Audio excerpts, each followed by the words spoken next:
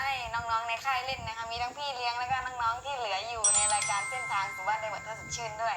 จะบอกว่าวันนี้เนี่ยเกมที่เราจะให้เล่นเนี่ยมันก็เป็นเกมที่ไม่ยากไม่ง่ายจนเกินไปเว้ยเป็นเกมที่ให้ทุกคนอ่ะเอาลูกโป่งอ่ะ